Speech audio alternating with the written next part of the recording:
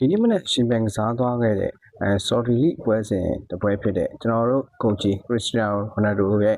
အင်နာဆာအသင်းနဲ့ဒုတိယနေရာကအေဟီရဲ့အသင်းတို့ရှင်ပြိုင်ကစားခဲ့ရမှာအင်နာဆာအသင်းကမိနစ်90တိတကိုးတာနဲ့ဦးဆောင်နေတာပါဒီဘက်သာနိုင်ခဲ့မယ်ဆိုရင်ခရစ္စတီယာနိုရိုနယ်ဒိုအနေနဲ့ဆော်ဒီမြေရဲ့ပထမဆုံးလီဖလာကိုရရှိနိုင်တော့မှာပါဒါပေမဲ့မိနစ်90နာကျင်အချိန်ပေါ်မှာအသင်းရဲ့ဂိုးသမားရန်ဒိုရဲ့ OG ကြောင့်တကိုးတေးကြခဲ့ပြီးတော့ခရစ္စတီယာနိုရိုနယ်ဒိုအနေနဲ့လီဖလာရရှိနိုင်မဲ့အခွင့်အရေးကိုတော့လက်လွတ်ခဲ့ရပါတယ်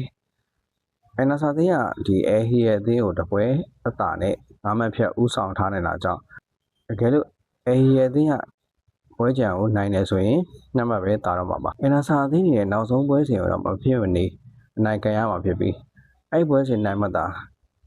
ကျွန်တော်တို့ရဲ့ခုတ်ဖြစ်တဲ့ခရစ္စတီယာနိုရိုနယ်ဒိုအနေနဲ့ပထမဆုံးလီဖလာကိုရရှိမှာပဲဖြစ်ပါတယ်။ဟုတ်ကဲ့အားလုံးကျေးဇူးများတင်ပါတယ်။ဘုကောင်းတဲ့အစီအစဉ်နဲ့ထပ်ပြီးတော့လာခဲ့ပါအောင်ပဲဗျ။